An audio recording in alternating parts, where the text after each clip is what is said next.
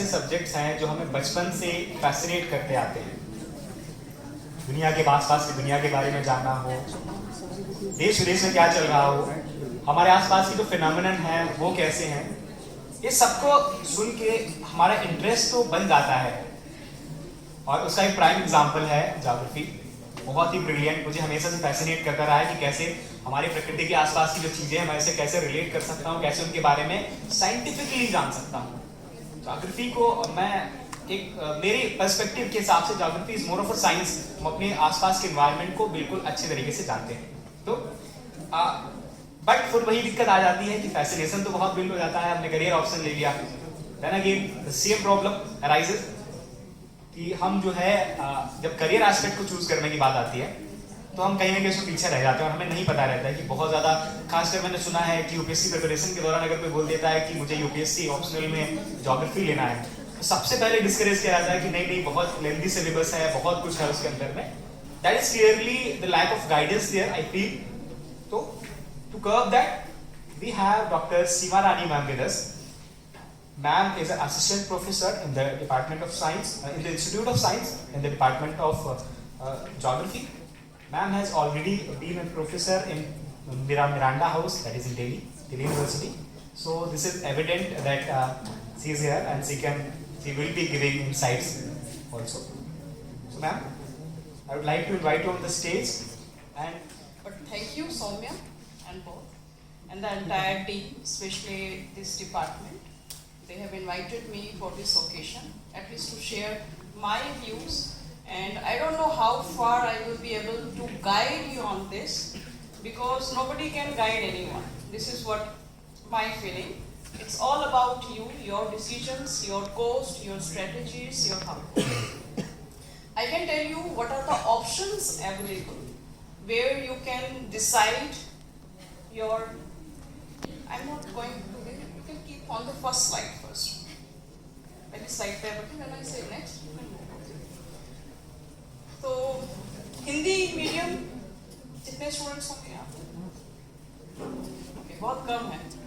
चलो मेरे पास प्रिविलेज है, कोई मैं नेक्स्ट बोल दूंगी आपको, मेरे को फिर 3 things है मेरे पास।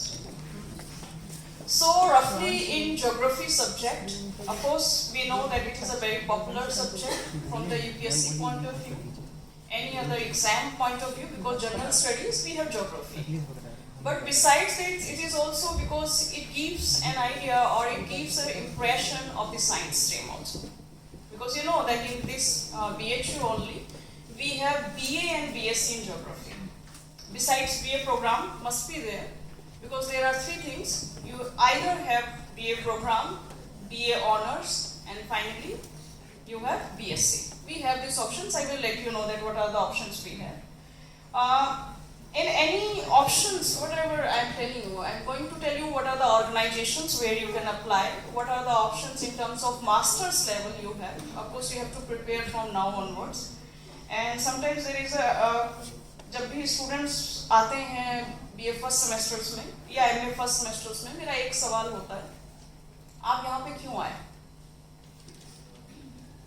BHU में क्यों आए हैं और इस सब्जेक्ट में क्यों आए? क्योंकि मैंने सुना है कि BA में I don't have much understanding about the social science stream, क्योंकि मैं साइंस उसमें हूँ, इंस्टीट्यूट ऑफ साइंस में, और यहाँ पे मैंने देखा कॉम्बिनेशंस बहुत ज़्यादा है और हर साल ये कहा जाता है ज्योग्राफी को ऑप्ट बहुत करते हैं। तो हमारा एक रहता है कि हम लोग 3 स्ट्रीम्स के साथ डील कर रहे हैं। We are dealing with the arts, social science and science. तो हमारा जो रेशो है वो है सबसे कम साइंस के स्टूडेंट, उससे ज़्यादा सोशल साइंस के स्टूडेंट, सबसे ज़्यादा आर्ट्स के स्टूडेंट। तो हम लोग कहते हैं आप बैलेंस कीजिए, आर्ट्स को थोड़ा कम कर दीजिए, सोशल साइंस को थोड़ा कम कर दीजिए। So there should be a balance, not because of the perspective कि ये आर्ट्स के साइंस के student, because of our infrastructure कि हम लोग इतना एकोमोडेट नहीं कर सकते because of the limited faculties. And geography is about practical courses also, और प्रैक्टिकल कोर्सेज में you must have an infrastructure, otherwise it's like spoiling life of a child. This is what I feel. This is my personal opinion. I'm not talking about behalf of the department. जितने भी options आपको दिए जाते हैं, 2 तरीके से options आपके पास है। Academic options you have professional options. One is not giving you the earning, sometimes it is giving you the earning, for example fellowships. It gives you earning, but academic take you towards the professional courses. आप क्या skills लेते हैं वो आपके academics decide करेंगे और उनके basis पे आप डिसाइड कर सकते हैं। It is basically a path to the professional scope of this geography. I am talking personally in related to geography. Some things are journals जो आपको सभी streams में common दिखेंगे, right? You must have a motivation. आप बनना क्या चाहते हैं? मैं 50 options यहाँ पे बता सकती हूँ। मुझसे स्टूडेंट पूछने आते हैं मैं क्या करूँ?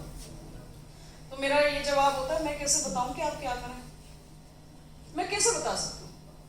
कोई भी किसी को कैसे बता सकता है? You have a journey of 12 years.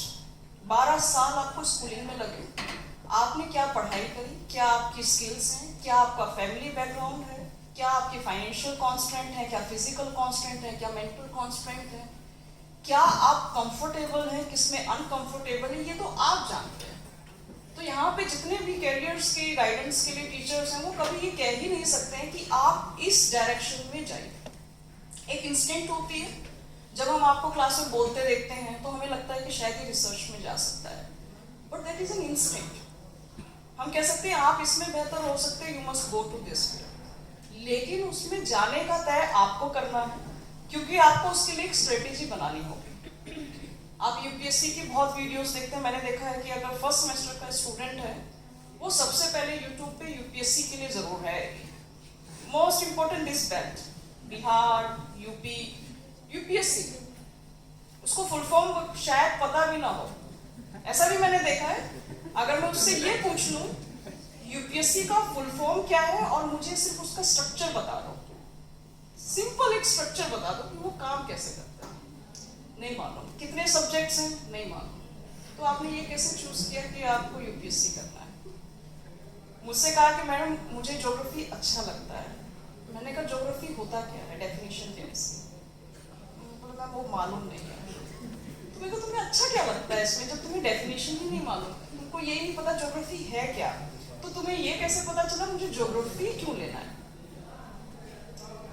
आप परचेज सेक्शंस में आते हैं, आप डे टू डे लाइफ में पेन, पेंसिल, रबर सब कुछ परचेज करते हैं। एक पेन को लेने के लिए बच्चा सोचता है मैं 2 रुपए का पेन लूँ, 10 रुपए का लूँ, ये इतने दिन चलेगा, ये 1 हफ्ता चलेगा, मैं रेड लूँ, इतनी सोच वहां पे लगाते हैं। आपने अपने करियर में 3 साल जहां देने हैं आप उसमें सोच ही नहीं रहे हैं। ये मेरी ऑब्जर्वेशंस हैं। 3 साल आप अपनी लाइफ के दे देंगे, उसमें अपनी physical health, mental health, financial मैं आपके पेरेंट्स को ही अभी बोलूंगी कि पेरेंट्स से ही आप ले रहे हैं, वो भी आप उसमें देंगे, एफर्ट्स लगेंगे वो अलग से, लेकिन आपने सोचा ही नहीं कि मेरे को ये क्यों लेना है। बहुत लोग बोलते हैं कैरियर काउंसलिंग में it is never too late.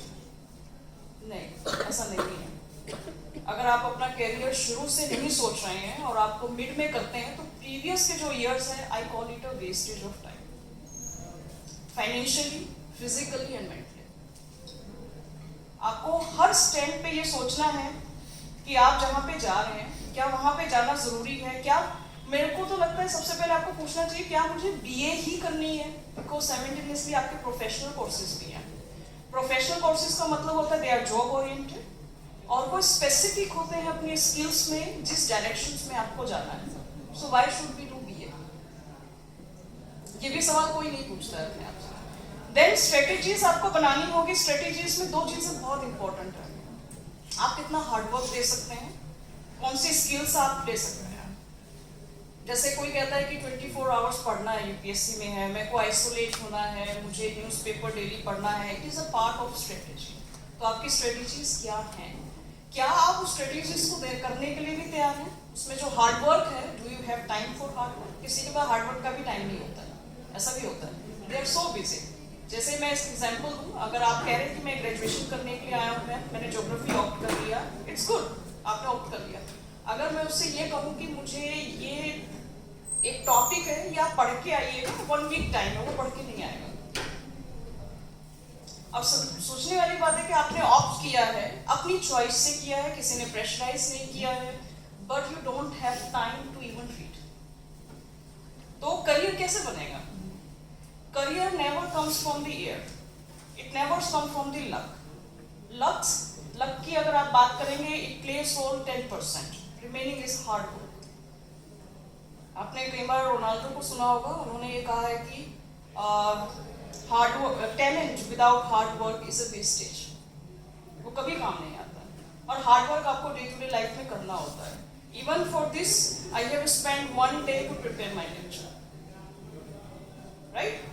And I said yes because I need to spend time. I keep everything in mind, what is my schedule, and then I said yes. Otherwise, my first answer was no to them, and they know it.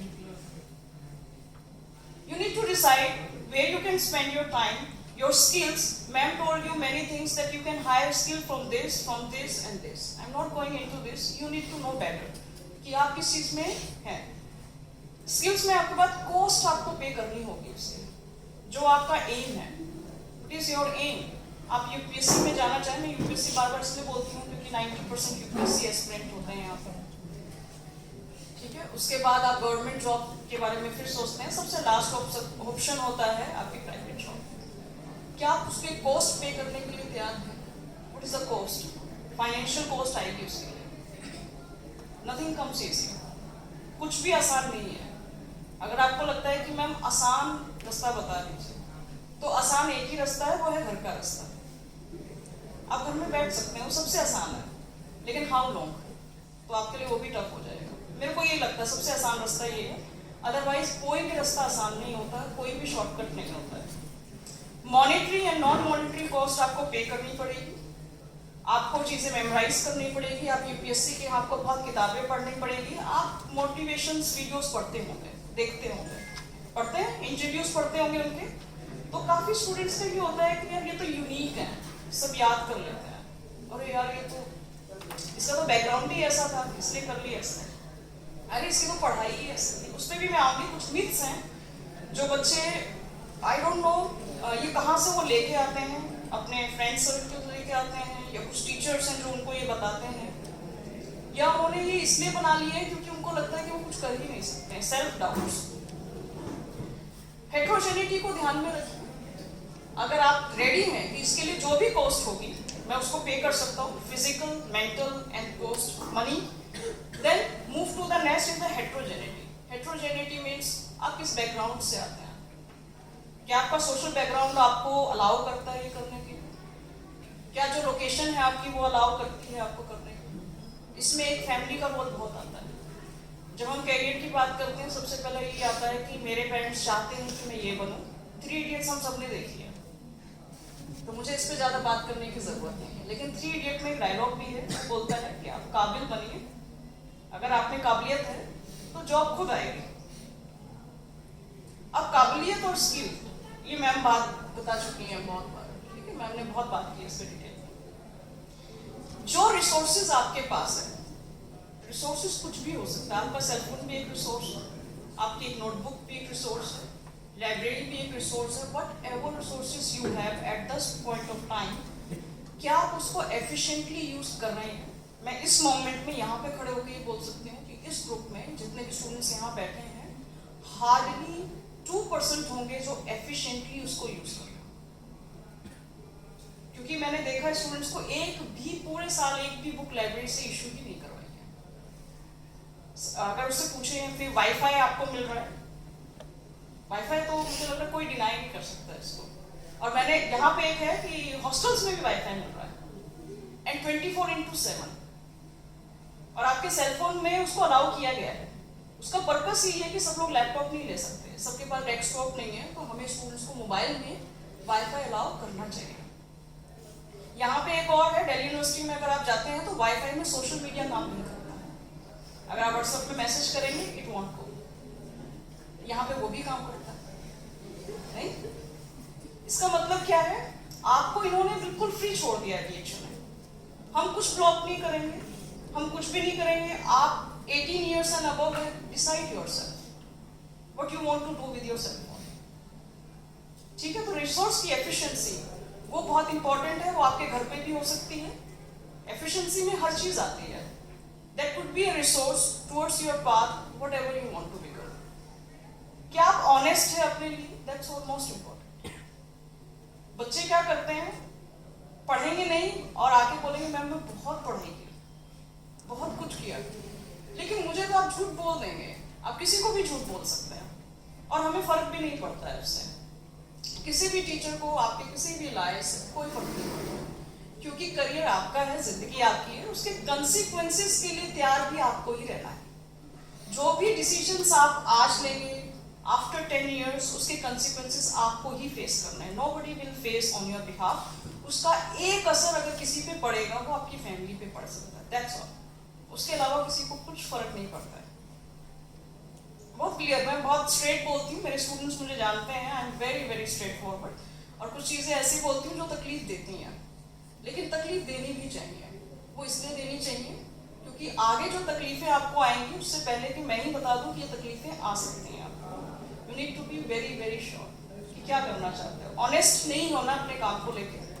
Exam में assignment उससे देख के लिख लिया, ये बहुत छोटी चीज़ें हैं।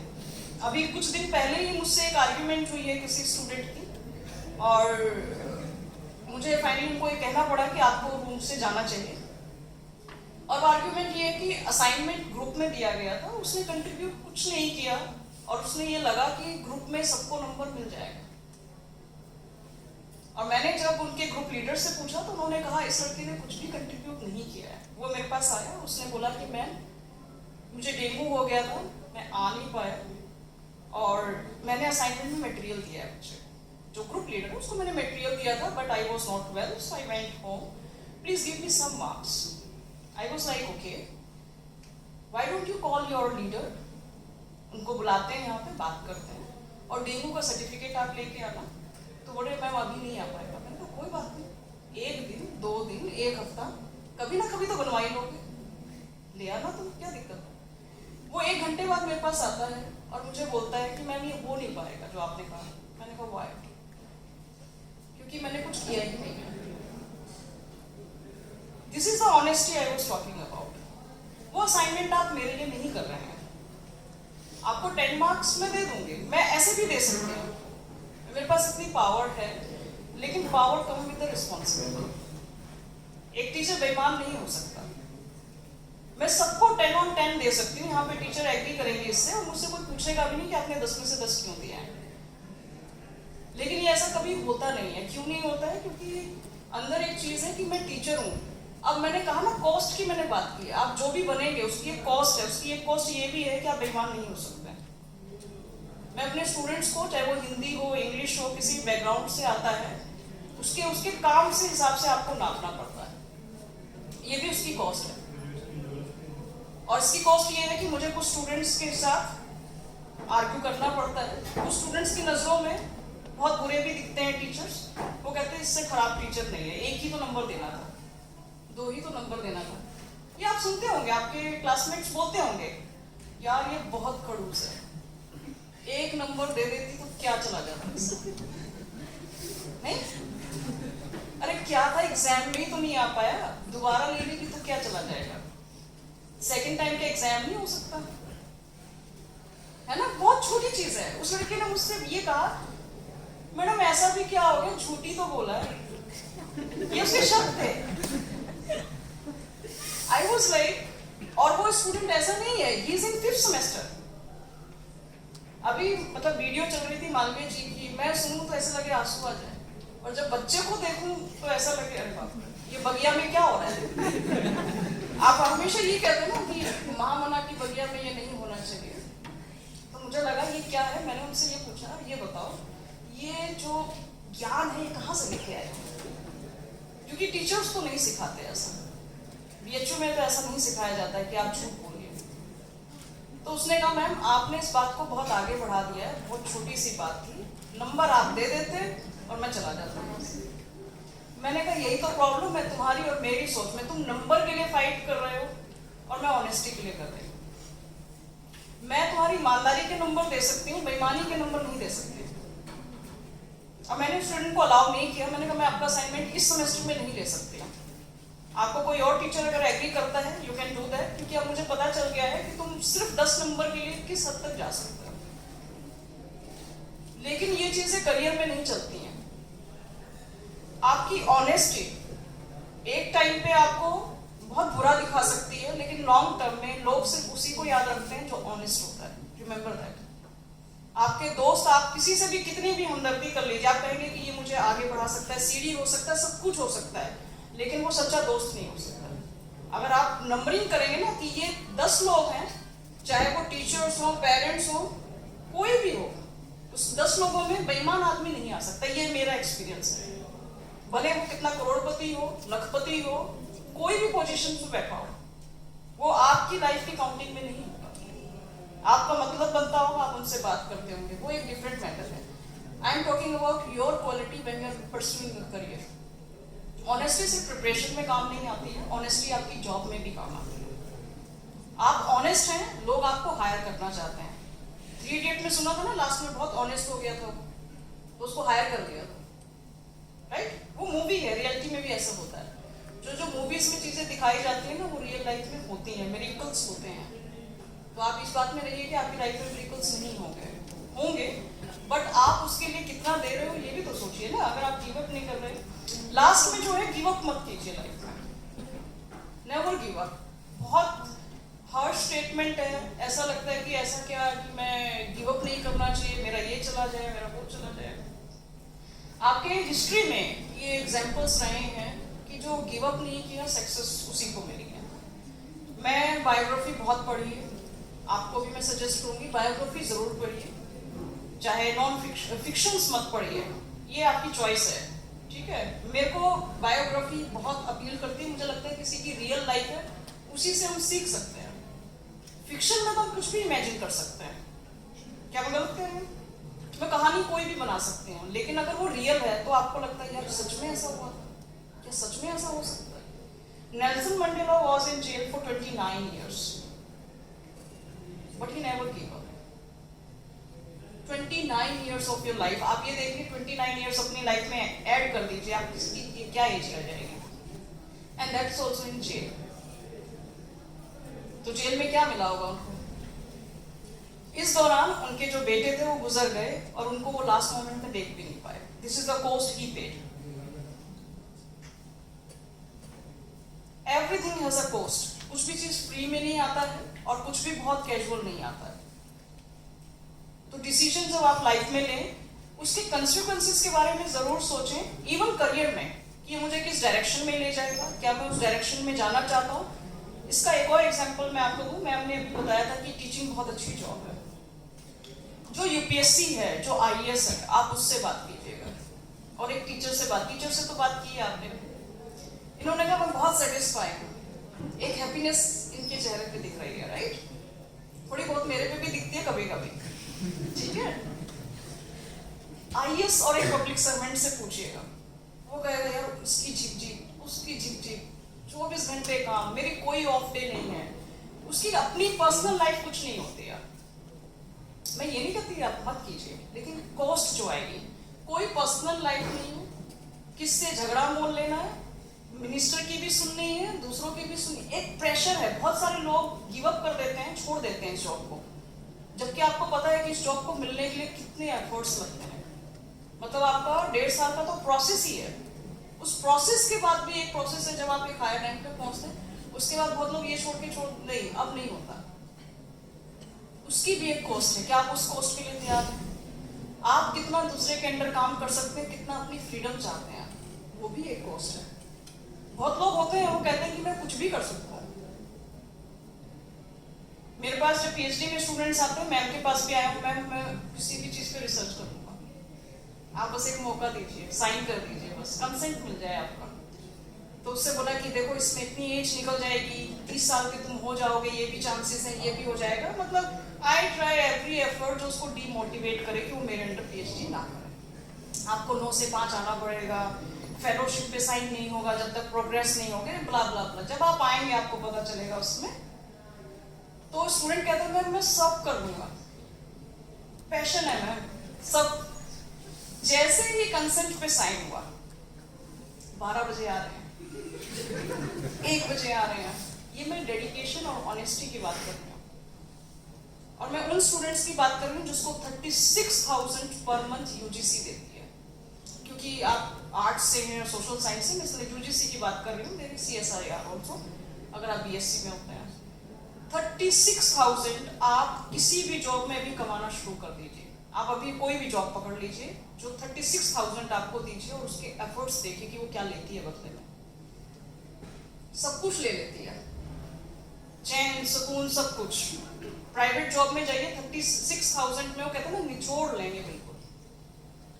और मेंटली यहाँ जो डैमेज होता है, 3 इडियट्स में कहता है ना इसका कोई पैमाना नहीं बना है। आदमी बिल्कुल चंगा लगता है लेकिन मेंटली बहुत अनस्टेबल होता है, राइट? गिव अप नहीं करना चाहिए लेकिन गलत चीजों पे गिव अप कर देना चाहिए। धोनी क्या कहते हैं कि गिव अप मत कीजिए, लेकिन ऐसा नहीं है कि मेरे को किसी को मारना है तो गिव अप नहीं करना है।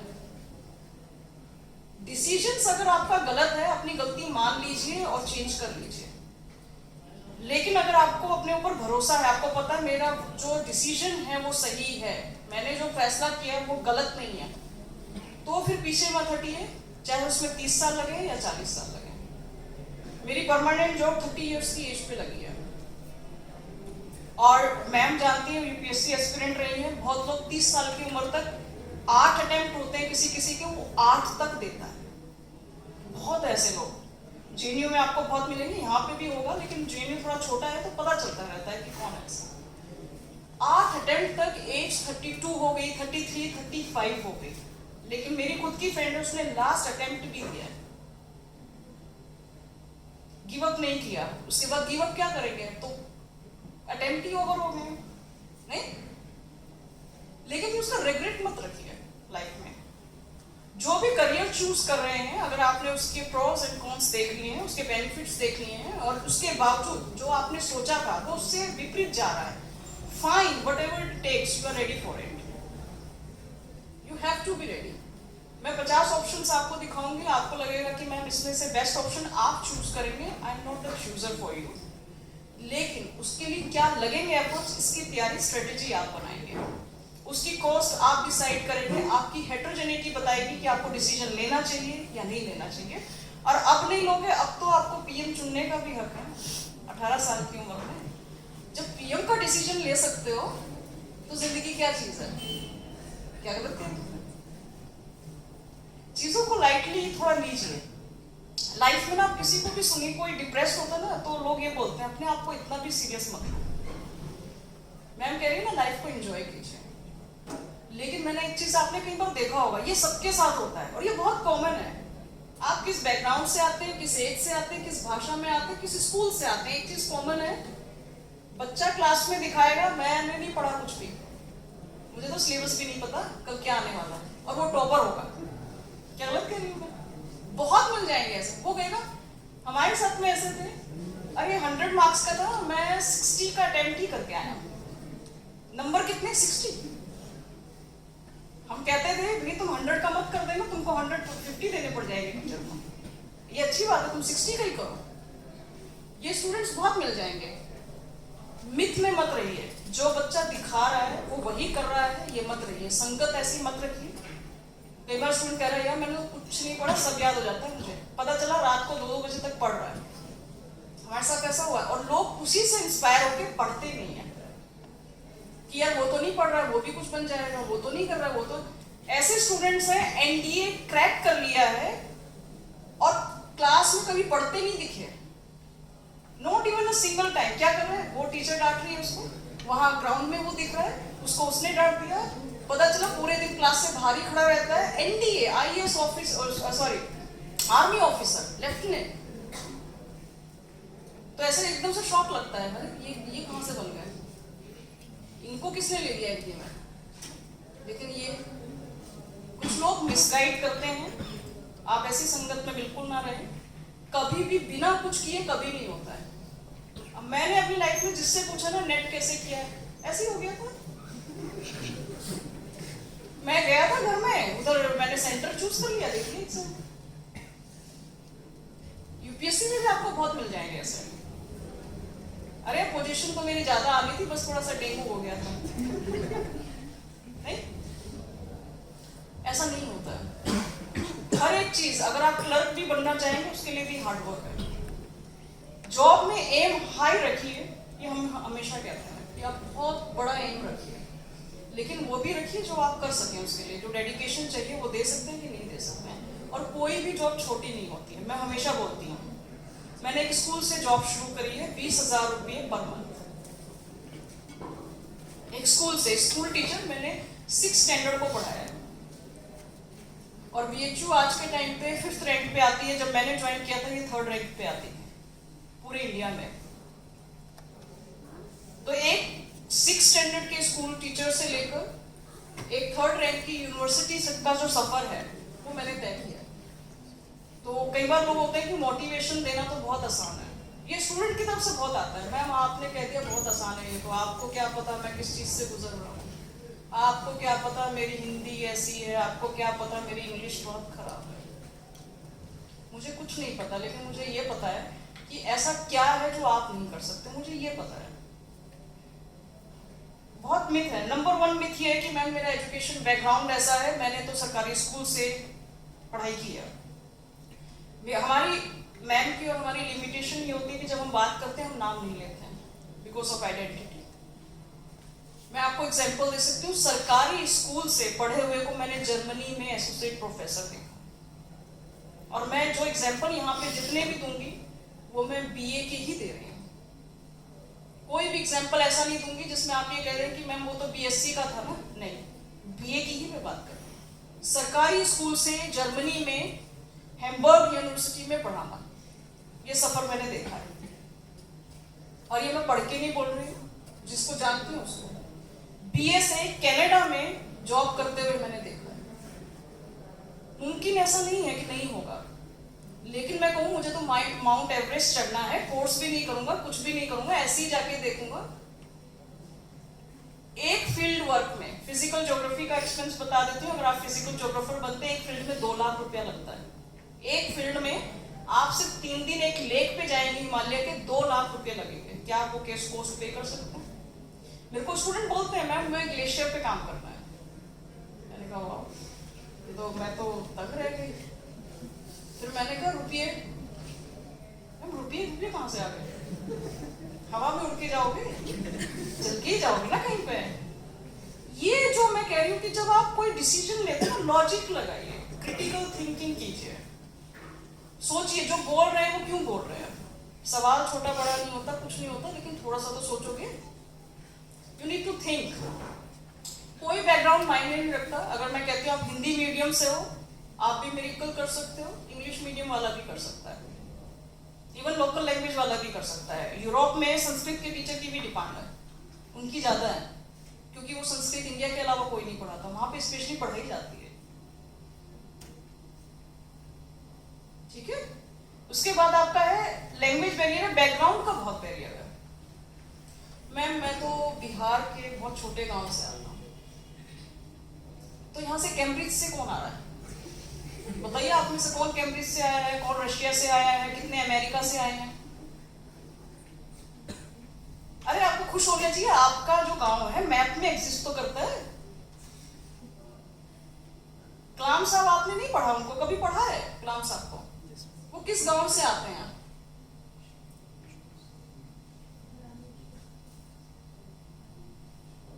बहुत छोटे गांव से आते हैं और उनके फादर मछुआरे थे।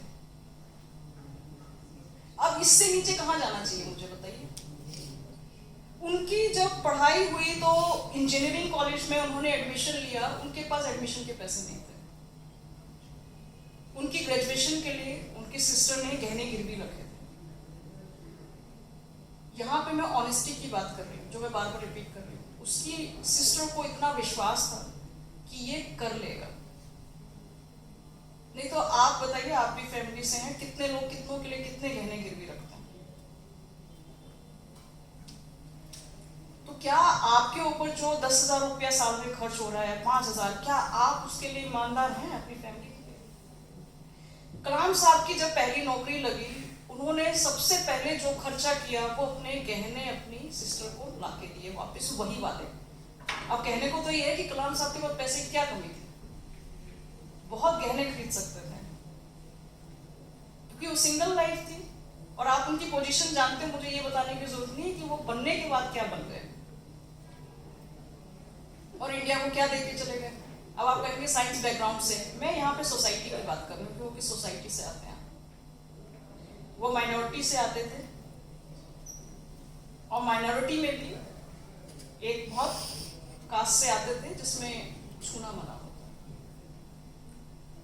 ये मैं बात इसलिए कर रही हूँ क्योंकि वो उस चीज से गुजरे। अंबेडकर साहब को आप जानते हैं, पढ़ा होगा उनके बारे में, उनकी बहुत चर्चा होती है। वो किस बैकग्राउंड से आते हैं, कितनी पीएचडी की है उन्होंने। आप सोचिए आज के टाइम पर लंदन आप में से कितने लोग सोचते हैं जाने की, कितने लोग अमेरिका में जाने की सोचते हैं, क्या करने की सोच रहे हो आप वहां से? काउंसलिंग कर रहा हूँ मैं, साइकोलॉजिस्ट बनना है। ओके, लेकिन सोचिए इतनी भीड़ में एक ही बंदा सोच ही रहा है सिर्फ, आपको विडंबना नहीं लगती? सारे क्यों नहीं सोचते? मैं कह रहा मतलब कम से कम सोच में तो पैसे नहीं लगते, कम से कम बड़ा सोच तो लो। जब वहां सोचोगे तो यहाँ पहुंचोगे, यहाँ सोचोगे तो यहाँ पहुंचोगे। लाइफ का यही फंडा है। This is what I feel. Think higher, कहीं ना कहीं जरूर पहुंचोगे। और जितना नीचे से शुरू करोगे तो ऊपर नहीं पहुंचोगे, उससे नीचे ही पहुंचोगे। ये बिल्कुल वैसे ही है कि आपको कितने किलोमीटर दौड़ना है, उससे कम ही पहुंच पाता है, उससे ज्यादा नहीं कर पाता, क्योंकि मेंटली आपने ब्लॉक कर दिया, इससे ज्यादा तो मैं नहीं जा सकता।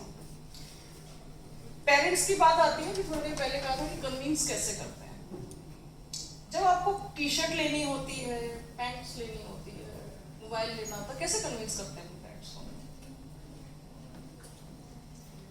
मुझसे ये सवाल किसी ने पूछा नहीं। गर्ल्स को नहीं अलाउड है मोबाइल मत रखिए, वो कैसे कन्विंस कर लेती हैं कि हमें मोबाइल दे दीजिए? कैसे कन्विंस कर लेते हो कि हमें हॉस्टल में स्टे करने दीजिए? कैसे कन्विंस कर लेते हो कि पिज्जा खाने दीजिए? कैसे कन्विंस कर लेते हो कि मुझे फ्रेंड्स ट्रिप पे जाने दीजिए? क्या करते हैं उसके लिए? ये कोई गाइडेंस से कभी पूछता नहीं है। तो ये तरीके कहां से आते हैं?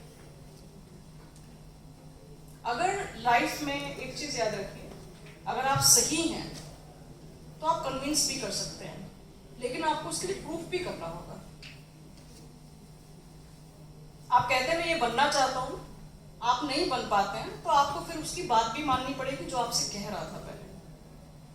अगर आप प्रूफ कर पाते हैं, आपको अगर 5 साल का टाइम दिया जाता है, उसमें आप कुछ नहीं बनते हैं, then you should listen to them.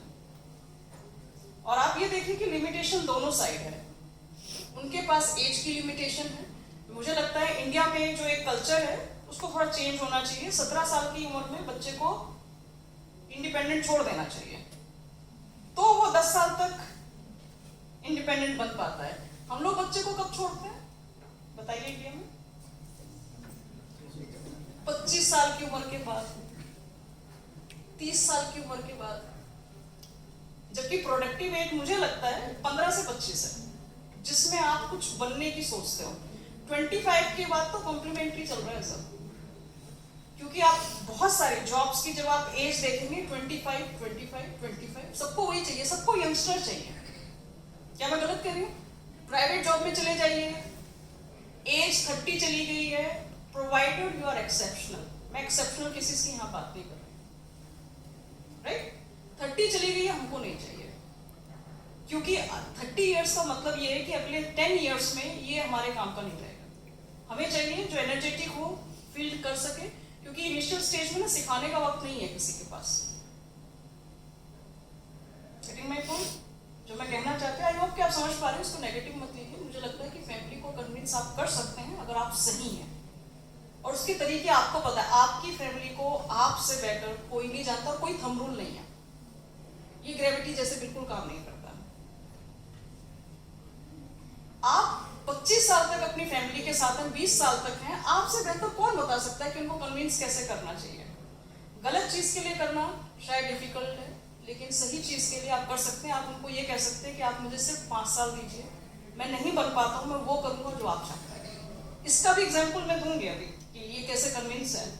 Gender मायने नहीं रखता। अगर मैं कह रही हूँ कि मैं एक स्कूल से जॉब करके, बीइंग ए फीमेल, और मैं इस यूनिवर्सिटी में काम कर रही हूँ, और मैंने मिरांडा हाउस, आप जानते होंगे, आपने सुना होगा कभी ना, वो नंबर 1 कॉलेज है इंडिया का, उसकी NRF रैंकिंग नंबर 1। मैंने वहाँ पढ़ाया बहुत कम टाइम के लिए, लेकिन मुझे मौका मिला, और उसके बाद मैं यहाँ पे हूँ। जेंडर ये मिथ है सारे, ये मुझे लगता है मिथ है, ये काम नहीं करता है। ये एक्सक्यूज होते हैं जब इंसान को कुछ नहीं करना होता है। मैं गरीब हूँ, मैं ये नहीं कर पाऊंगा, लेकिन आप प्रोफाइल उठा के देखिए, जितने दिग्गज रहे हैं इंडिया की हिस्ट्री में, अमीर ही नहीं रहे हैं, गरीब रहे हैं। जो कुछ कर दिखाए वो गरीब ही रहे हैं। वो आपके लिए एक फैक्टर हो सकता है, कॉन्स्टेंट हो सकता है, लेकिन वो आपको कुछ करने से रोक नहीं सकता है। इस चीज को आप ध्यान में रखिए। आप अपने आप को इतना कम क्यों आंकते हैं, मैं ये नहीं समझ पाती, और ये कोई नहीं बताएगा आपको कि आपको क्यों लगता है कि आप कुछ क्यों नहीं कर पाएंगे। मेरा सवाल तो ये है, व्हाई नॉट? बच्चे बोलते हैं मैं ये इंग्लिश तो कर पाऊंगा ना, व्हाई नॉट? मेरी स्कूलिंग जो है वो केंद्रीय विद्यालय से हुई है और आर्मी स्कूल से हुई है। मेरे फादर जो है, मैं कांस्टेंट जितने भी मैंने मिथ बताए मैं उनकी बात बता रही हूँ अभी, उस पर मैं अपने आप को एक एग्जाम्पल के तौर पे रख रही हूँ। एग्जाम्पल इसलिए रख रही हूँ क्योंकि मैं हूँ आपके पास ही हूँ, अभी सामने ही हूँ। तो मैं अम्बेडकर साहब एक एक्सेप्शनल हो सकते हैं, कलाम साहब हो सकते हैं, और बहुत लोग हो सकते हैं। मालवीय जी के बारे में आप जानते हैं, लेकिन मैं एक आम आदमी जिसका मेरे को कोई नहीं जानता है ज्यादा, ठीक है। मेरे इंस्टीट्यूशंस में मेरे रिसर्च की वजह से लोग मुझे जानते होंगे, मेरे स्टूडेंट्स मुझे जानते होंगे। I belongs to a family who is very conservative. Haryana में क्या होता है, बहुत न्यूज में सुनते होंगे आप, सुना है कभी? मैं एक बहुत छोटे गांव से आती हूँ, मेरे फादर आर्मी से थे। मैंने हर 2 साल में स्कूल बदला है, हर 2 साल में। आप ये समझिए कि एजुकेशनल साइकोलॉजी ये कहती है कि एक बच्चा कितनी एडेप्टेशन करेगा कि हर 2 साल में उसके आसपास का हर इंसान बदल जाएगा। Every 2 years you have a new world. आपके नए दोस्त बनेंगे, नए टीचर्स होंगे, नया करिकुलम होगा, नया सिलेबस होगा, नई जगह होगी, नई transportation, everything is new every 2 years। इसलिए आर्मी के जो स्टूडेंट्स होते हैं, जो बच्चे बैकग्राउंड के होते हैं, वो आधे आर्मी मैन होते हैं। किसी भी माहौल में ढलना, क्योंकि बचपन से ही ट्रेनिंग है। और हमसे कोई नहीं पूछता था कि आपको स्कूल चेंज करना है कि नहीं करना, मुझे टाइम का भी बताइएगा, राइट?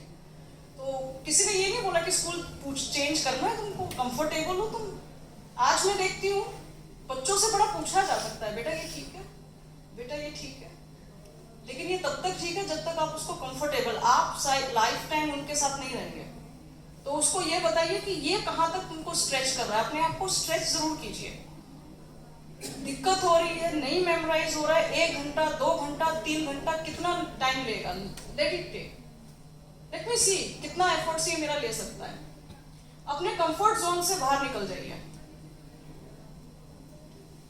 केंद्रीय विद्यालय से स्कूलिंग के बाद मेरा 7th स्टैंडर्ड आया। 7th स्टैंडर्ड में ये बात है 6th स्टैंडर्ड के बाद कि अब जहां पे हमारी पोस्टिंग हुई है वहां पे केंद्रीय विद्यालय नहीं है। केंद्रीय विद्यालय में स्कूलिंग जो है उस टाइम पे हिंदी मीडियम में होती थी, हमारी हिंदी मीडियम की किताबें थी। 7th स्टैंडर्ड में क्या एज होती है आप उसको देख सकते हैं। तो हमसे ये बोला गया कि आपको पढ़ना पड़ेगा इंग्लिश में, क्योंकि आर्मी पब्लिक स्कूल हो गया फिर, तो जाना पड़ेगा सबको। I was in Himachal, Nahan एक सिटी है, उसमें आर्मी पब्लिक स्कूल में एडमिशन करा दिया। 1 महीने तक आई वॉज क्राइंग, क्योंकि मुझे समझ ही ना आए वो टीचर बोल क्या रही है। वो इंग्लिश के अलावा कुछ बोले ही नहीं। हर सब्जेक्ट इंग्लिश तो है ही इंग्लिश में, ये बस एक हिंदी को छोड़ के सब इंग्लिश में। अगर उसको प्लस माइनस बोलना, वो प्लस माइनस ना बोले, एडिशन सब्ट्रैक्शन बोले। मतलब 7th स्टैंडर्ड में आप तो ग्रेजुएशन में है, शिफ्टिंग क्यों नहीं हो सकती, क्यों चेंज नहीं कर सकते? 1 महीने तक टीचर को सब कुछ बोला गया, वो कह रहे हैं कि हमारा पैटर्न ऐसा है, करिकुलम ऐसा है, आपको चेंज नहीं करना चाहिए था, बच्चों को देखना चाहिए था। फाइनली ये हुआ कि 1 महीने के बाद अब रोने से कोई फायदा नहीं है। I was failed in my mathematics exam. दूसरे एग्जाम्स में नंबर बहुत कम आए, लेकिन वहां से भी यहाँ तक का सफर है।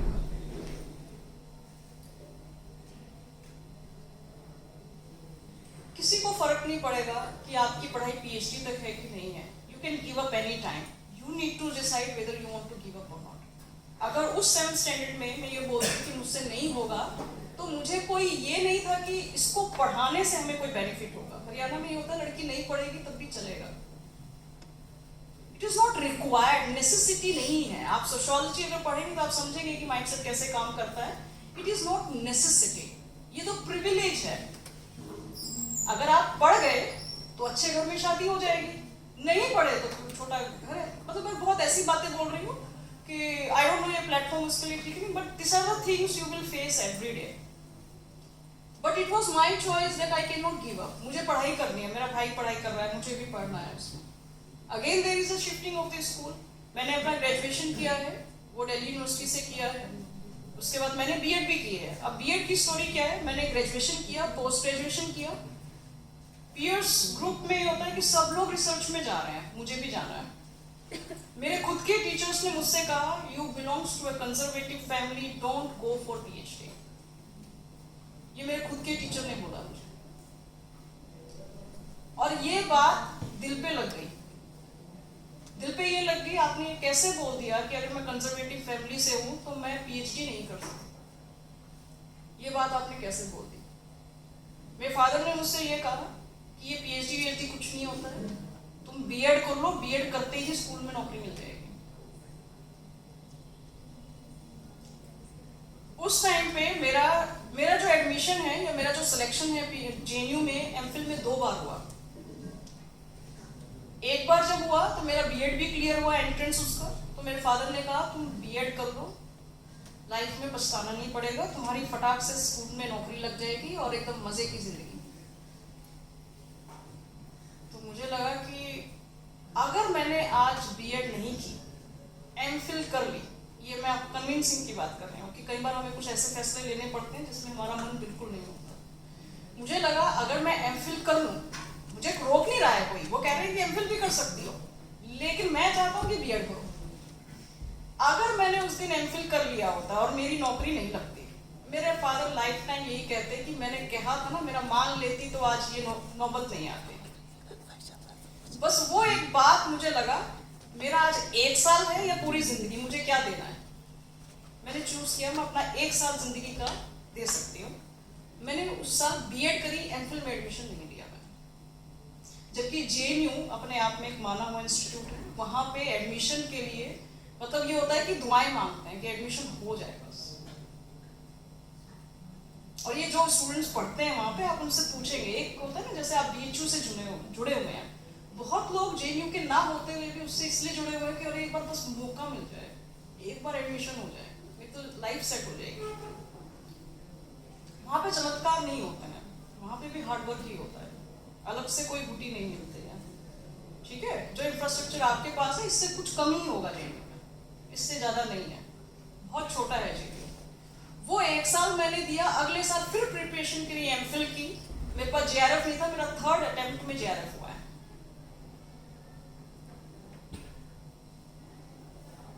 अब 3rd अटेम्प्ट में हुआ तो इसका मतलब इतनी बुद्धिमान मैं भी नहीं थी. दो I was topper in my graduation, I was topper, 3rd rank था मेरा जब मैंने एमए की थी, लेकिन फिर भी मेरा नहीं हुआ क्लियर. वो 1 साल देने के बाद फिर मेरा एडमिशन हुआ. मुझे इंटरव्यू में पूछा गया तो मैंने उनको कहा कि सर ये मेरा 2nd टाइम है, ये मेरा 1st टाइम नहीं है. तो उन्होंने कहा ऐसा क्या हुआ था. मैंने कहा सर कुछ पर्सनल फैमिली रीजंस थे जिसकी वजह से मैंने एडमिशन नहीं लिया था. तो उन्होंने मुझे इस बेस पे एडमिशन दिया कि आपका 1 साल आपने लगाया है, अब हम आपको मौका देते हैं यहाँ पढ़ाई करने का. Getting my point. Maybe your cost is 2-3 years, just give it. Decisions आपको लेना है कि आप क्या करना चाहते हैं. Then this is the time. After मैंने बहादुरगढ़ का एक कॉलेज है, मैंने उसमें भी पढ़ाया. 20,000 रुपए पर मंथ. आपके लाइफ है ना बहुत छोटे से जा सकती है, लेकिन आपको बैकफुट पे जाना पड़ता है ना जब आपको तेज रनिंग करनी है. ये बिल्कुल वैसे ही है. लाइफ में जो अपॉर्चुनिटी मिले, डोंट ऑलवेज प्रे कि मैं पहले हायर होगा ना तभी मैं ज्वाइन करूंगा, नहीं तो मैंने ज्वाइन नहीं करना है. Don't do that. एक रास्ता दूसरे रास्ते को जाता है, अपना रास्ता चुन लीजिए. अगर वो छोटा रास्ता है, कच्चे रास्ते ही हाईवे पे मिलते हैं, सीधा हाईवे नहीं चलता है, चलना पड़ता है कच्चे रास्तों पे. तो ये सोच के मत छोड़िए कि ये छोटी नौकरी है और मैं आईएएस कैसे बनूंगा. चलते जाइए बस, भटकिए मत, you will get to. Right. अब हम लोग नेक्स्ट स्लाइड पे चले. जरा भाषण ज्यादा हो गया, बट इट वॉज एसेंशियल क्योंकि मुझे बहुत कम वक्त मिलता है, क्योंकि बच्चों के इतने सवाल होते हैं. यही छोटी चीजें मैं क्लास में नहीं बोल सकती हूँ क्योंकि मेरी लिमिटेशन है 1 घंटे में सिलेबस हो जाए, वो बड़ी बात होती है. तो ये सब तो बोलना चाहिए. हम लोग 3-4 चीजों के बारे में बात करेंगे.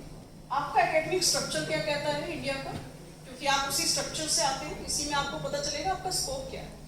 Next we will be talking about branches of geography, कि how many directions are there where you can go for your career. Then what is the academic scope, and then professional is more about job oriented, कि आपको पैसा कितना होगा, ठीक है। Next academic scope में अगर आप देखेंगे, एकेडमिक स्ट्रक्चर आपका इंडिया का कुछ इस तरीके से डिजाइन किया गया। अभी एनईपी आया है, उसमें ये चेंज हो जाएगा, आपको न्यू डॉक्यूमेंट्स मिलेंगे, आप उसको रेफर कीजिएगा। आप स्टैंड करते हैं अंडर ग्रेजुएट, जिसको ग्रेजुएशन भी कहा जाता है। उसके बाद आपके ऑप्शन है पोस्ट ग्रेजुएशन के। पोस्ट ग्रेजुएशन और 12th में एक ट्रांजिशन जोन है जिसको ग्रेजुएशन कहा जाता है। Okay, this is the transition zone to enhance your skill. अगर कोई कमी 12th में रह गई है, उसको पूरा करना, to make yourself a better orator, a skill person, a person who can communicate with anybody, and you should have a logical thinking, critical thinking. So this is the transition zone. You may choose postgraduate, not necessary, जरूरी नहीं आप postgraduate करें. You can go for PG diploma courses also. You can go for another graduation also, like BA. Then another thing, MPhil PhD is a part of higher education. Post graduation higher education में आता है। इसका मतलब अगर आपको shift करना है, आप इस बीए के बाद कर लीजिए। उसके बाद आप शिफ्टिंग कर कभी भी सकते हैं, लेकिन उसके बाद जितना भी टाइम ऐड होगा, it is a wastage of time. Getting my point? तो आप जो कैरियर बना रहे हैं, उसी में आप एमए कीजिए। मैं बार बार यही बोलती हूँ सभी स्टूडेंट्स को, don't worry about BHU, don't worry about any institute. बहुत स्टूडेंट्स सिर्फ बीएचयू में इसलिए रहते हैं क्योंकि ये बीएचयू है। मैं कहती हूँ आप अपना दायरा, कलाम साहब कहते हैं अपने काम से प्यार कीजिए, इंस्टीट्यूट से मत कीजिए। कब इंस्टीट्यूट आपसे प्यार करना छोड़ देगा आपको पता नहीं चलेगा। BHU is good, explore heterogeneity. अपने मैम जो कह रही है ना, अपने सीवी में लाइए, वो कीजिए, क्योंकि आप बीएचयू के प्रोडक्ट हमेशा रहेंगे, चाहे आप पीएम भी बन जाए। उसके लिए जो भी है, अगर बीएचयू में वो ऑप्शन है, गो फॉर इट। अगर आपको बीएचयू वो ऑप्शन नहीं देता है किसी वजह से, जहां पे भी ऑप्शन है, just go for it. This is what I feel. आप ये देखिए कि आपकी जो टारगेट है वो कहां पे है, उसके बीच में क्या रास्ता है, उसको चूज कीजिए। आपकी फिजिकल जो आपकी इकोनॉमिक कॉन्स्टेंट है वो क्या है, उसको ध्यान में रखिए, क्योंकि ये जितने भी लेवल्स हैं ना, ये पैसे आपसे लेंगे। आप क्या बिना पैसे के कर सकते हैं, मैं वो भी बता सकती हूँ। We will come to that. But ये सारे ही आपके एजुकेशनल इंस्टीट्यूशन है, वो प्राइवेट हो सकते हैं, कॉलेज हो सकता है, यूनिवर्सिटीज हो सकता है। You need to take help of any of this institutions. वो आप इंडिविजुअल्स नहीं कर सकते हैं, राइट? Let's move next. अब इसमें जो मैं बताना चाह रही हूँ आपको, जो भी ऑप्शंस आप चूज करेंगे, I am mentioning the number of years it will take. अभी आपको डिसाइड करना है कि आप अपनी जिंदगी के कितने साल उसमें दे सकते हैं। This is what I am talking about age. आप इसमें अंडर ग्रेजुएट में अभी कितने साल देंगे? लगभग 3 साल आपकी मिनिमम है। 5 साल तक अगर आप देते हैं, अगर किसी ने बीएलएड किया है, बीएलएड में भी ज्योग्राफी ऑप्शन होता है, सोशियोलॉजी भी है आपका, साइकोलॉजी भी है, यू हैव डिफरेंट ऑप्शंस। उसमें क्या होता है, आपकी बीएड प्लस ग्रेजुएशन, ये 2 डिग्री आपको एक साथ मिलती है। लेकिन वो ऑप्शन आपका 12th के बाद आता है, ग्रेजुएशन के बाद नहीं आता है, ठीक है? You have that chance, but it's fine. Post graduation में आपके 2 साल और लगेंगे, और अगर आप रिसर्च और टीचिंग में जाना चाहते हैं तो कितने साल और लगे, आप इसमें देख के बता दीजिए। टीचिंग और रिसर्च में कितने साल और लगे, बताइए आप, आपके सामने ही है ये। 2 साल पोस्ट ग्रेजुएशन और 5 साल पीएचडी। कितने साल हुए? 7 इयर्स। अपनी एज में ऐड करके बताइए कितने के हो जाएंगे? 29 मेरी एज में आ जाएंगे। नो, ये भी एक कॉस्ट है जो आपको पे करनी है। ये नॉन मॉनेटरी कॉस्ट है, but you should have an idea. जब आप करियर चूज करते हैं, उस करियर में मुझे कितने साल देने हैं जब मुझे नौकरी मिलेगी। अभी आपके पास ऑप्शन है कॉन्ट्रेक्चुअल जॉब्स का, वो आप ले सकते हैं, लेकिन रेगुलर पीएचडी में आप जॉब के लिए नहीं जा सकते, आपको डी रजिस्टर करना पड़ेगा। और कॉन्ट्रेक्चुअल जॉब्स परमानेंट जॉब में एक्सपीरियंस में काउंट नहीं होते हैं। ये बहुत कम लोग आपको बताएंगे। अगर वो काउंट नहीं हो रही, it means You are a fresher. At the age of 30, you have a contract experience of 5 years, still you are a fresher. I hope you are getting what I am saying, okay? So ये years आप जरूर ध्यान में रखिए कि जो भी आप करेंगे उसमें मुझे 4 डिग्री लेनी है, 3 डिग्री लेनी है, 1 डिप्लोमा लेना है, it is equal to 10 years, whether I am able to give 10 years or not. This is what one factor जो आपके decisions को impact करेगा, right? और इसमें जो cost है उसका estimate, cost सुना है इकोनॉमिक्स में अगर कोई स्टूडेंट होंगे तो कॉस्ट बेनिफिट एनालिसिस किया जाता है, करियर में भी वही किया जाता है कि 2 लाख लगेंगे, 3 लाख लगेंगे, 4 लाख लगेंगे, क्योंकि गवर्नमेंट में लिमिटेड सीट्स हैं, सबको ऑप्शंस नहीं मिलेगा। और आप लकी हैं, आप बीएचयू में हैं कि आपको इसमें 500 रुपये 600 रुपये बहुत मिनिमम कॉस्ट में है। अगर आप ग्रेजुएशन करते हैं किसी भी दिल्ली यूनिवर्सिटी कॉलेज से तो it is around 10,000 per year and 50,000 for hostel. ये एक इंडिविजुअल पे करता है, तो आप ये देखिए कि आप उनके कंपैरिजन में कितना पे कर रहे हैं, राइट? सो वो कॉस्ट आपको एस्टिमेट कर लेनी चाहिए। नेक्स्ट, जो गवर्नमेंट ऑफ इंडिया है वो सोशल साइंस में, आपको पता होगा कि सोशल साइंस को पहले ह्यूमैनिटीज भी कहा गया है, लेकिन आप सोचिए कि साइंस इसमें भी जोड़ा गया है। You are not a science student, you are not getting BSc, you are getting Bachelor of Arts, but still you are a social scientist in case you are in a research। पर science से आपका भी पाला पड़ता है, और ये science उस साइंस से बहुत कॉम्प्लिकेटेड है। पूछो क्यों? ह्यूमन नेचर कॉम्प्लिकेटेड है, उसमें ये नहीं होता है ग्रेविटी की तरह ऊपर जाएगा तो नीचे ही आएगा। It's so complicated. आपने ये नहीं कह सकते कि ऐसा होगा तो ये स्टूडेंट ऐसे ही बिहेव करेगा, प्रेडिक्शन नहीं हो सकता ह्यूमन बिहेवियर में ना, इट्स वेरी डिफिकल्ट। और ये आपकी स्ट्रीम्स में आप कहाँ स्टैंड करते हैं, यू कैन सी ज्योग्राफी आपका जिस कोड पे है, it is one of, but it is also part of the science stream also, right? Next, ये ब्रांचेस हैं आपके ज्योग्राफी के। अगर आप इसको देखेंगे, ज्योग्राफी को मदर ऑफ ऑल डिसिप्लिन्स कहा गया है। अगर आप ज्योग्राफी के स्टूडेंट हैं, आपने ज्योग्राफिकल थॉट पढ़ा होगा, so it is a mother of all discipline.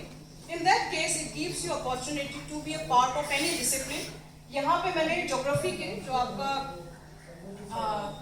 Left hand side है उसमें आपको ज्योग्राफी के ओरिजिनल ब्रांचेस हैं, जिसमें हम क्लाइमेटोलॉजी कहते हैं, हिस्टोरिकल ज्योग्राफी, कल्चरल ज्योग्राफी, उसी के आप सिस्टर डिसिप्लिन्स वहाँ देख सकते हैं, इंटरडिसिप्लिनरी अप्रोच जिसमें वो अप्लाई करते हैं।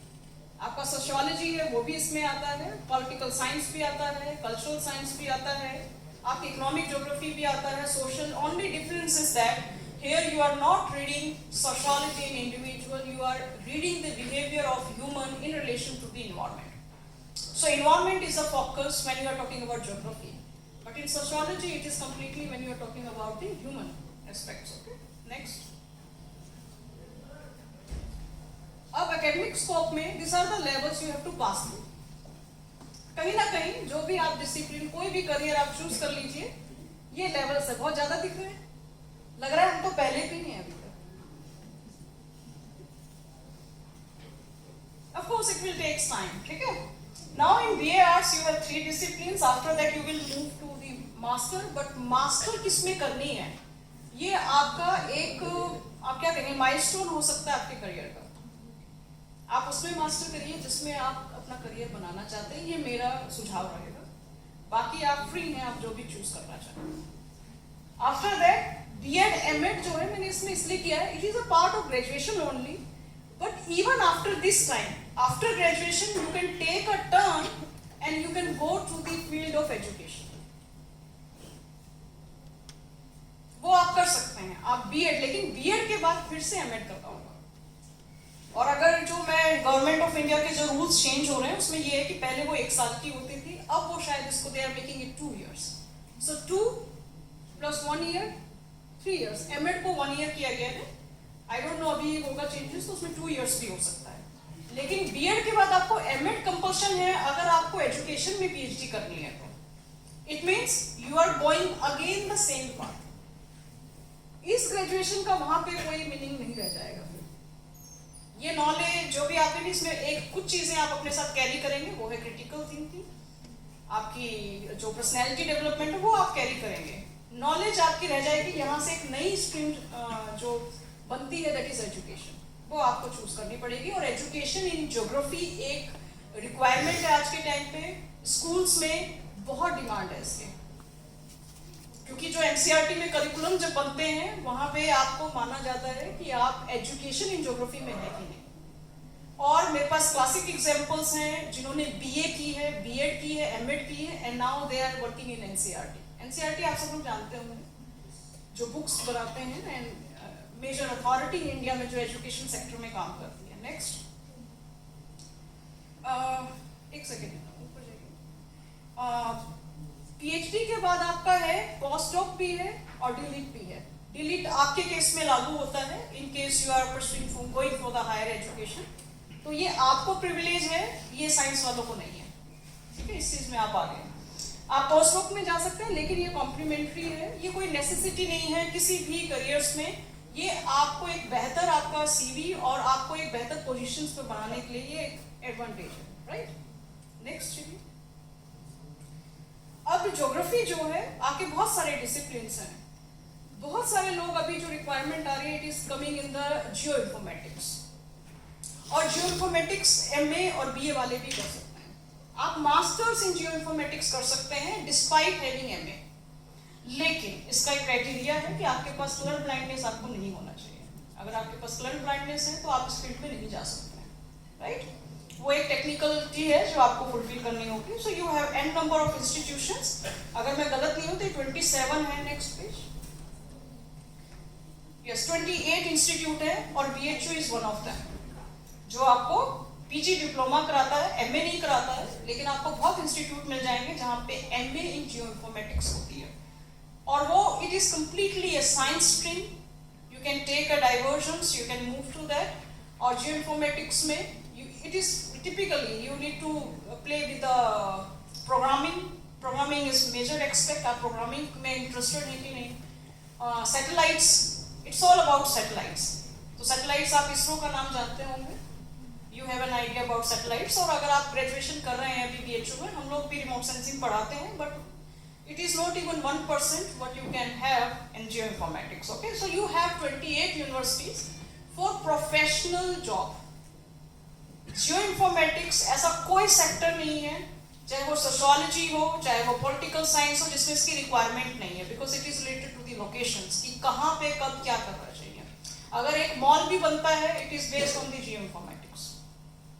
ओके, सो 28 यूनिवर्सिटीज हैं, you can explore them, you can see what kind of money they are requiring, how much time I need to take, और किस में मैं ज्यादा फिट होता हूँ। Next, then list of organizations which are, आप computer aided cartography में PG diploma कर सकते हैं, उसका भी एक स्कोप है आपके इंस्टीट्यूशन में। कहाँ पे उसका स्कोप है उसकी लिस्ट में अभी नेक्स्ट दूंगी। आपके पास है Indian agriculture research institute, you have Jamia Millia Islamia, then you have directorate of census operations, NATMO is one of them, then Indian council of agriculture research, there also you can do computer aided and assistant cartography. और उसकी एक special demand होती है कि आज के time पे mapping is very important. आप census of survey of India जानते होंगे, नेटमो जानते हैं, जो मैपिंग इंडिया की रिस्पॉन्सिबल है और कोर अथॉरिटी है जो इस पे काम करती है। आप ये सारे कोर्सेज कर सकते हैं। कहने का मतलब आपको जो करियर चूज करेंगे उसके बीच का ये रास्ता है कि आप किस में अपनी लाइफ को देखना चाहते हैं after 10 years। Okay, next, then another professional courses after BA you can opt, it's like IAPS। अब ये देखिए फील्ड है, मैंने आपसे ब्रांचेस की बात की थी ज्योग्राफी के। now in that branches you have demography, you have environment, forestry, planning, social science and tourism। आप किस में जाना चाहते हैं? आपका इंटरेस्ट टूरिज्म में है, डेमोग्राफी में है, एनवायरमेंट में, आप उसी चीज में पोस्ट ग्रेजुएशन जो है वो कीजिए। अगर डिप्लोमा है तो आपको उसमें एमए इन एनवायरमेंटल स्टडीज करना होगा, और ज्योग्राफी जो दिल्ली यूनिवर्सिटी है वो एमए सेपरेटली ऑफर करता है एनवायरमेंटल स्टडीज में, आपको वो डिग्री मिलेगी। Then you can move to this post graduate diploma. You have several options, right. Forestry में जाना चाहते हैं, ये इंस्टीट्यूट्स के नाम है, आप इसका मतलब रिकॉर्ड, ये पीपीटी आपके इनके पास भी है, आप इनसे ले सकते हैं और इनसे कॉन्टेक्ट कर सकते हैं। इनकी वेबसाइट पे आपको सारी डिटेल मिल जाएगी, राइट। क्या एलिजिबिलिटी है आप उसको जरूर देखिए। नेक्स्ट, प्रोफेशनल स्कोप क्या है? आप एक प्राइमरी टीचर से लेकर एक प्रोफेसर आप एक यूनिवर्सिटी में हो सकते हैं। ये आपके पास एक वाइड स्कोप है। Considering the seats vacancy, I am not going into that, तो आपके ऊपर है कि आप कहाँ पे क्या अप्लाई कर रहे हैं। आप स्कूल टीचर हो सकते हैं, लेकिन अगेन अ डिफरेंट पाथ। आपको पता है कि स्कूल टीचिंग के लिए सीटेट पहले चाहिए होता था, आई डोंट नो अभी कितना कंपल्शन है, और बीएड चाहिए। और अगर आप प्राइमरी टीचर में जा रहे हैं तो प्राइमरी का एक डिप्लोमा होता है, वो आप करते हैं तभी आप प्राइमरी टीचर बन सकते हैं। उसके बाद आपके पास कॉलेज में स्कोप है। कॉलेज आपके यहाँ पे एमएमवी है, उसके अलावा पूरे इंडिया में बहुत कॉलेजेस हैं जहाँ पे आप जॉब के लिए अप्लाई कर सकते हैं। और इसका पे ग्रेड क्या है, आप 7th पे कमीशन को विजिट कर सकते हैं, ठीक है, वहाँ पे आपको पे ग्रेड पता चलेगा। उसके बाद एडमिनिस्ट्रेशन में आपके पास सिविल सर्विस है, यूपीएससी की सेपरेट जॉब्स है, उसके बाद स्टेट पब्लिक सर्विस कमीशन की जॉब है, आप सर्विंग में जा सकते हैं। रिमोट सेंसिंग जीआईएस एनालिस्ट की मैंने बात की, आप रिसर्च इंस्टीट्यूट्स में जेआरएफ टेम्परेरी जॉब है, ये जेआरएफ एसआरएफ आरए, इसमें आप आगे स्कोप कर सकते हैं। कंसल्टेंट हो सकते हैं आप, अर्बन प्लानिंग में हो सकता है, किसी एनजीओ में कंसल्टेंट हो सकते हैं। इट डिपेंड्स कि आप किस स्ट्रीम में जा रहे हैं। अगर आप फॉरेस्ट्री में हैं, you can B a consultant in that. Defence में ये मेरे खुद के फेलियर्स हैं जो मैंने यहाँ किया। फ्लाइंग ऑफिसर हो सकते हैं ग्राउंड ड्यूटी पे, ये मैंने किया हुआ है, मैं फेल हुई हूँ इसलिए मैं बता रही हूँ यहाँ पे, ठीक है। This is also an option.